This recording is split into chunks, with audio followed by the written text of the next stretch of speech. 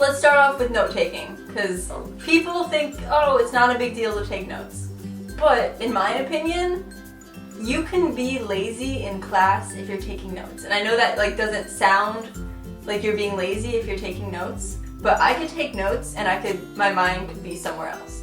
So if it's a 9 a.m. class and I'm like tired as shit, I could literally just write down what the professor is saying and not be processing what he's saying. So then later, when Aaron is finally awake and it's time to study, I could look over those notes and be like, I don't remember writing this, but I'm glad I wrote this down. Otherwise, I would have no recollection of what that teacher was saying in that class. Yeah. So take notes.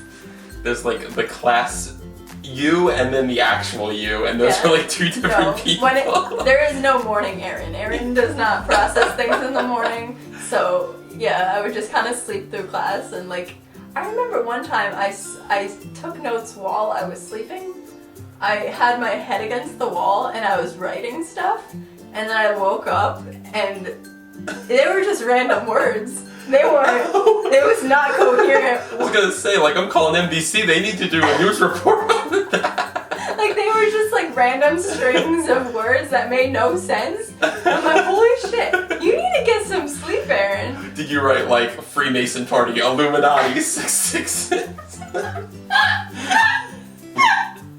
Okay, we're getting off topic.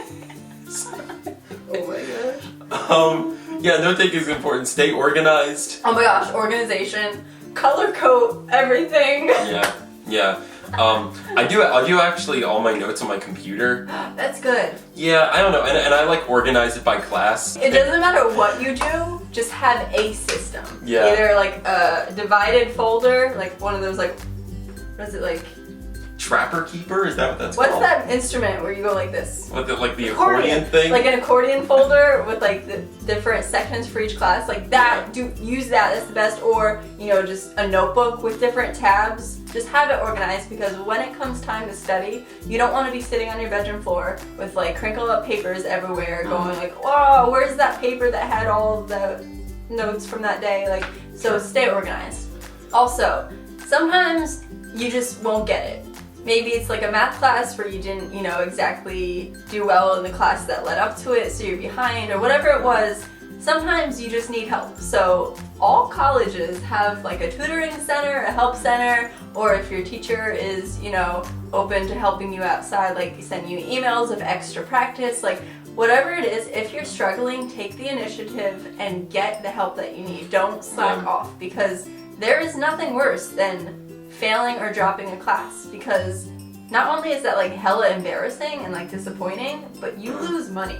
Yeah, You're that's basically true. throwing That's money true. away.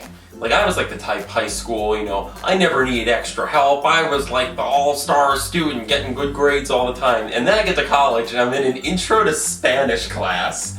And I'm like, I was struggling so hard in this intro to Spanish class. Yeah. And I wound up looking out for a tutor. And it wound up being like a really awesome decision, because they helped me get a better grade in the class. And like, it isn't really an embarrassing thing to seek out a tutor. It just means... Yeah, it means you're responsible. Exactly. Also, make friends with the smart kids in class. I know it's super fun to hang out with the slackers, but when it comes study time, you're gonna be emailing each other. And I would always make study guides for like any final or midterm. I would make a study guide and I would email it to all my friends. At one point we had like a Google Doc for a study guide that we were all contributing to. And guess who was in that Google Doc? All the smart, cool kids. Also, I want to expand on a nice adjective combination that you used. You said smart, cool kids. That's right. Together. The cool kids are the smart ones. That's right. If you think that you can't be cool and smart, you're wrong. You're wrong. You're wrong. You're wrong. Okay, so in the classroom, someone who is very important to be friends with is your teacher. Don't make your teacher mad. Yeah. Figure out what kind of student they like and then be that student. Don't be late. Don't be rude. Don't be a know-it-all and like try to talk over your teacher. And then don't be a slacker who just sits in the back and never raises your hand. Really participate and make a name for yourself in the classroom, because when it comes time for grading, I've been in this situation so many times where it was just oh, I did really good throughout the whole year except that one test grade, or, you know, oh, I really just totally missed the point of that essay or whatever it is.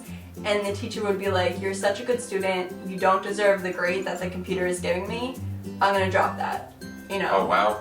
I've been in that situation a lot of times. Mm-hmm. So be friends with the teacher because you will get rewarded for it. Yeah, and I think professors are just really cool. That's true. It's not like a chore to be their friend, typically. Yeah. Sometimes it is, but not always. Right. Well, sometimes you have to just kind of respect one another and keep your distance, but there's some professors who you're really going to like, and you're probably going to just want to talk to them because they're fascinating people and they have a lot of knowledge and they have a lot of like not only life experiences but research in the field that you like that they could tell you about, and it's really cool. Also, especially because right now I'm looking into grad schools, letters of recommendation are very important, and so having those nice relationships with maybe like 2 or 3 awesome professors can be so helpful in getting you, even if you're not looking at grad school, if you're looking at a job in the future. Also, classroom discussions. There's going to be, at least in English classes, I feel like because a lot of the texts we discuss involve hot topic issues. I don't know, maybe probably in psychology classes. I don't know if you know, math classes not so much, but certain courses will provoke you to talk about things you're not comfortable with and have an open mind. Because there are people from, you know, it's not like your high school. Everyone that goes to that high school lives around that area. In college, you could have someone from across the world in your class, and there's going to be a lot of varying viewpoints, and if you have an open mind and you're very, you know, receptive to those opposing viewpoints, you can learn a lot. So that pretty much wraps up our campus and class tips. Comment below because no one comments on my videos and it makes me sad. So comment, say hi to Andrew, go over to his channel, link in the description below. Subscribe to him because he's a fairly new YouTuber as well and he needs subscribers, so yay! I'm a poor, starving YouTuber. Please! I need nourishment! I'll see you guys next week. Okay, bye.